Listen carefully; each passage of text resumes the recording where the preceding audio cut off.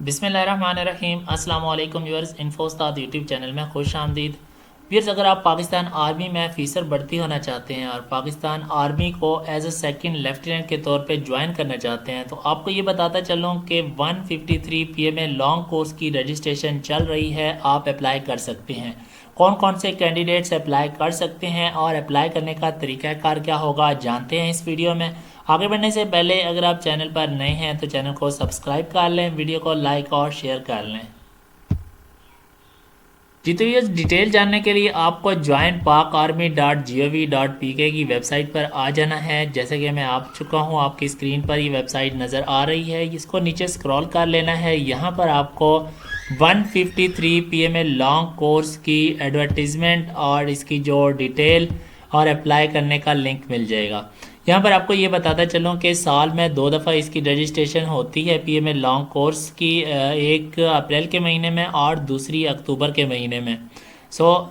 PMA long course के through candidates as a second lieutenant के तौर पे पाकिस्तान आर्मी को ज्वाइन करते हैं। डिटेल की जानिब चलते हैं। व्यू डिटेल के आपने इस लिंक पे क्लिक करना है। आपके सामने एडवर्टीज़मेंट और कंप्लीट डिटेल ओपन हो जाएगी। अगर हम एज लिमिट की बात करें तो 17 से लेके 22 साल तक के कैंडिडेट्स, मेल कैंडिडेट्स अप्लाई कर सकते हैं। यानी जो एज कंसीडर की जाएगी वो 1 मई 2024 को कम से कम 17 साल होनी चाहिए और ज़्यादा से ज़्यादा 22 साल होनी चाहिए। अनमेरिड कैंडिडेट्स होने चाहिए। अगर सर्विंग पर्सनल हैं यानी आर्मी आर्म फोर्सेस में सर्व कर रहे हैं तो वो मेरिट भी अप्लाई कर सकते हैं, बशर्ते कि उनकी जो एज है वो 20 साल से ज़्यादा हो। 5 फुट 4 इंच हाइट रिक्वायर्ड है और वेट बॉडी के हिसाब से देखा जाएगा। अब एजुकेशन की जानिब अगर चलते हैं तो बल्कि एजुकेशन की तरफ जाने से पहले रजिस्ट्रेशन की डेट्स आपको बता दूं। 9 अक्टूबर 2023 से लेके 17 नवंबर 2023 तक ऑनलाइन रजिस्ट्रेशन की जा सकती है और सैटरडे और संडे के दिन भी ऑनलाइन रजिस्ट्रेशन की जा सकती है। जो टेस्ट हैं इसके इनिशियल वो 22 नवंबर 2023 से लेकर 19 जनवरी 2024 तक लिए जाएंगे, जिसमें सैटरडे और संडे शामिल नहीं होगा। पाकिस्तान के कैंडिडेट्स यानी पाकिस्तान सिटीज़न अप्लाई कर सकते हैं और जिसमें आज़ाद कश्मीर और गिलगित बल्तिस्तान के डोमिसाइल होल्डर भी अप्लाई कर सकते हैं। अगर 2 नेशनैलिटीज़ हैं, पाकिस्तान के अलावा भी किसी कंट्री की नेशनैलिटी है तो दूसरे कंट्री की नेशनैलिटी को सरेंडर करना होगा, वो ख़त्म करनी होगी, तभी आप अप्लाई करने के लिए अहल होंगे। एलिजिबिलिटी कंडीशन अगर हम आ जाते हैं एजुकेशन पे तो एजुकेशन ईयर्स अगर FA FSC ICOM ICS यानी इंटरमीडिएट 12 साल एजुकेशन है तो अप्लाई किया जा सकता है। एज आपको पहले बता चुका हूँ और जो अपर एज रिलैक्सेशन या लोअर एज रिलैक्सेशन है दोनों में 3 महीने तक की रिलैक्सेशन दी जाएगी। इसके बाद अगर ग्रेजुएट्स हैं यानी 14 साल एजुकेशन है, 2 इयर्स ग्रेजुएशन प्रोग्राम है तो एज लिमिट 17 से 23 साल तक आप अप्लाई कर सकते हैं। इसमें भी 3 महीने की अपर एंड लोअर एज रिलैक्सेशन दी जाती है।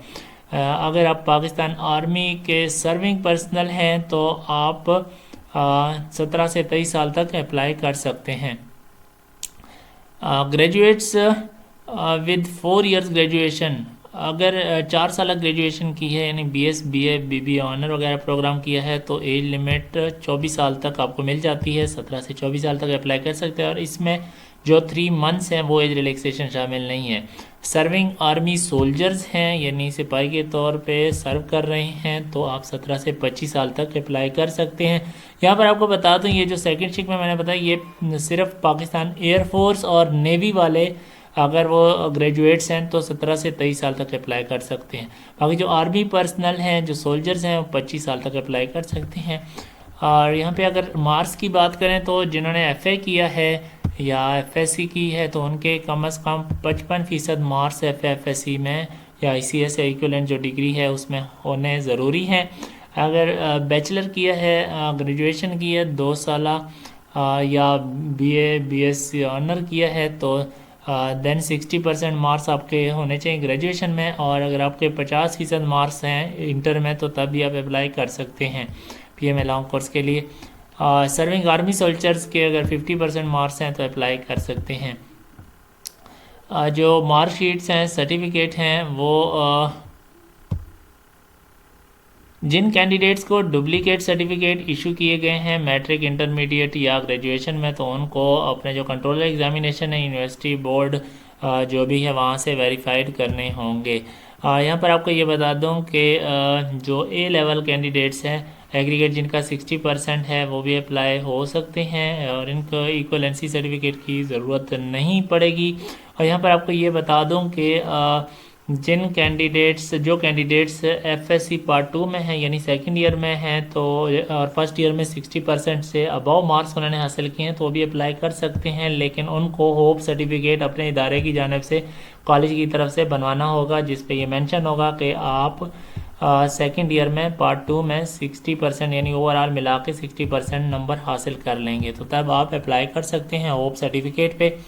यहाँ पे इन एलिजिबिलिटी कंडीशंस अगर देखें तो यानी जो कैंडिडेट्स अप्लाई नहीं कर सकते तो ये तमाम जो शराइत हैं वो आप पढ़ लीजिएगा। मैंने एलिजिबिलिटी क्राइटेरिया आपके साथ शेयर कर दिया है। रजिस्ट्रेशन आपने कैसे करवानी है, रजिस्ट्रेशन करवाने के लिए आप इधर दो तरीके से करवा सकते हैं, यहाँ पर मेंशन है। आप ऑनलाइन भी करवा सकते हैं joinpakarmy.gov.pk जो अभी मैं आपको बता रहा हूँ, और आप ऑफलाइन जो army selection and recruitment centre है वहाँ पर भी जाके फिज़िकली करवा सकते हैं रजिस्ट्रेशन।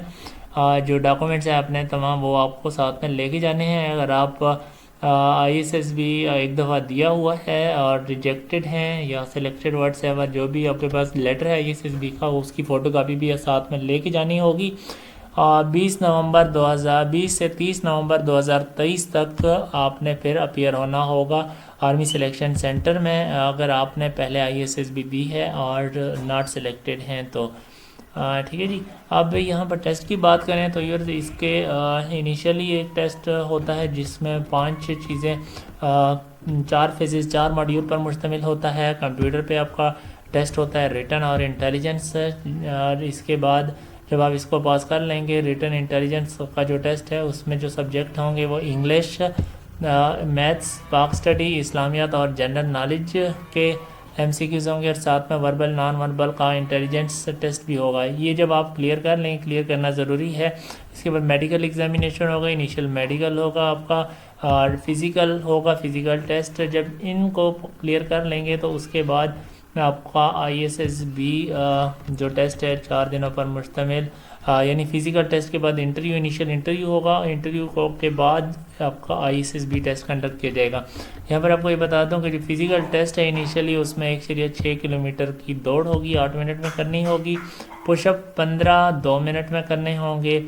जो सिटअप हैं वो 20 आपने 2 मिनट में करनी होगी। पुलअप 3 आपने कम से कम 2 मिनट में करनी होगी। और डिच क्रॉसिंग 7 फुट 4 इंच की और 4 इंच डीप होगी, वो क्रॉस करनी होगी। इन तमाम को क्लियर करना होगा तभी आप इंटरव्यू के लिए एलिजिबल होंगे। और इंटरव्यू देने से पहले आपको एक सादा कागज़ पे एक ऐसे लिखने को कहा जाएगा 10 लाइनों का, इंग्लिश में भी और उर्दू में भी।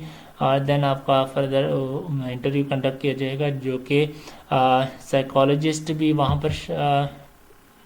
पर होगा, वो भी आपको जज करेगा। और इंटरव्यूअर भी ऑफ कोर्स जो कि सिलेक्शन रिक्रूटमेंट सेंटर का ऑफिसर होगा तो वो आपको जज करेगा। इंटरव्यू के 20 मार्क्स होंगे जिसमें से 12 मार्क्स आपको सिक्योर करना लाजमी होंगे।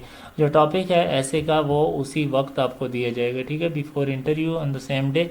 जो चीज़ें आपकी चेक की जाएंगी इंटरव्यू के दौरान वो एक्सप्रेशन, कॉन्फिडेंस, इंग्लिश और उर्दू में आपका नॉलेज चेक किया जाएगा करंट अफेयर से रिलेटेड। और आप पाकिस्तान स्टडीज़ कितना आता है आपको, जियो यानी ज़मीन से जियोग्राफिकल लोकेशन से का कितना आइडिया है, कितना नॉलेज है, आपकी आउटलुक कैसी है, एक्स्ट्रा करिकुलर एक्टिविटीज़, हॉबीज़ वगैरह को देखा जाएगा आपकी। और इसके अलावा बाकी जो एस्पेक्ट्स हैं आपकी लाइफ के उनको देखा जाएगा। और CCTV कैमरेज की मौजूदगी में आपका इंटरव्यू कंडक्ट किया जाता है ऑफ कोर्स।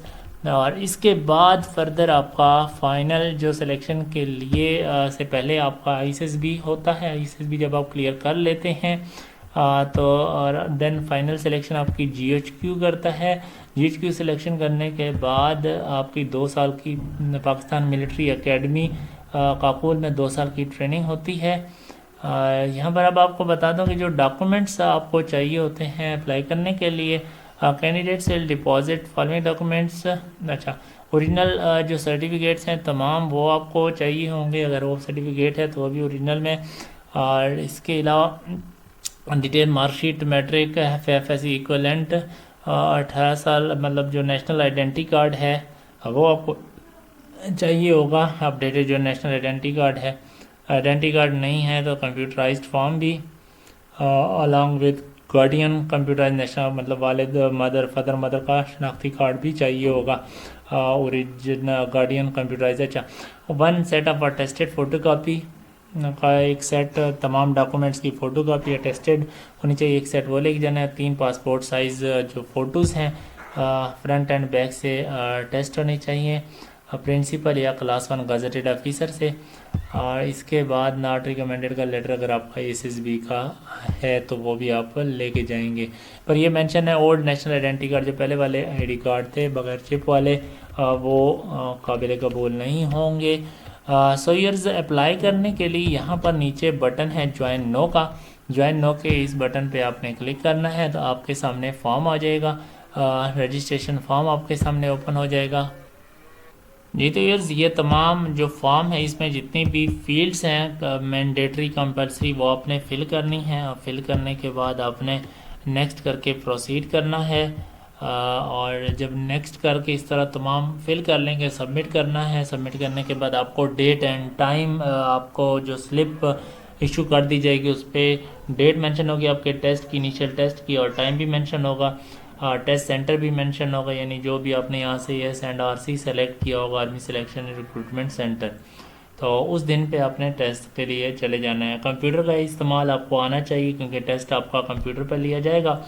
और इसके अलावा यार एक और बात, आपका जो टेस्ट आपकी टेस्ट की डेट और टाइम वो चेंज नहीं होगा, और ना ही आपका रिक्रूटमेंट सेंटर चेंज होगा जो आप यहाँ से सेलेक्ट कर लेंगे।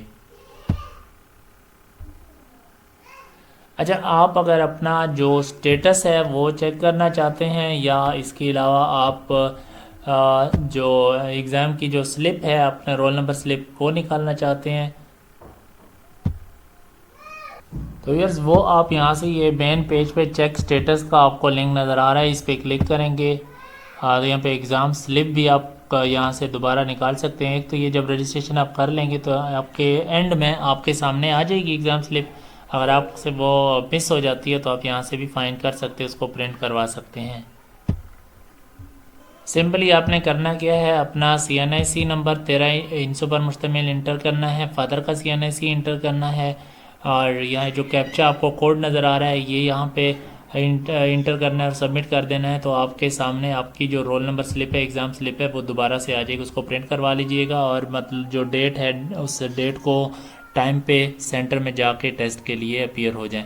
होप्स हो के वीडियो आपको पसंद आई होगी, वीडियो को लाइक और शेयर कीजिएगा। अगर आपका कोई सवाल है इस रिलेटेड तो आप कमेंट सेक्शन में पूछ लीजिएगा। चैनल पर नए हैं तो चैनल को सब्सक्राइब कर लें। मिलता हूँ आपसे नेक्स्ट वीडियो में।